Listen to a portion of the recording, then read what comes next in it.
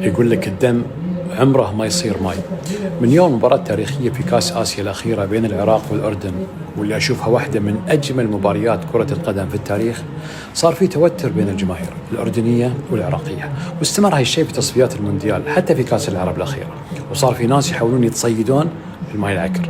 لكن اللي صار أمس كان أجمل رد على كل المشككين، استقبال جماهيري أردني كبير للمنتخب العراقي بعد ما تأهل لكأس العالم 2026. فرحة صادقة ممزوجة بالفخر المشترك بين الأردنيين والعراقيين. مشهد يثبت حقيقة واحدة: ممكن نختلف في كرة القدم وكل واحد يبي منتخب بلاده يفوز، لكن علاقة العرب والأشقاء والجيرة أكبر من أي مباراة. في رابط دم وجيرة وعشرة وأخوة، وفي رابط أعظم يجمعنا وهو الدين. شكرا للأردنيين وشكرا للعراقيين، قدمتوا درس جميل في المحبة والروح العربية الأصيلة، ونرجع نقول دائما: العرب قلب واحد ومصير واحد بإذن الله.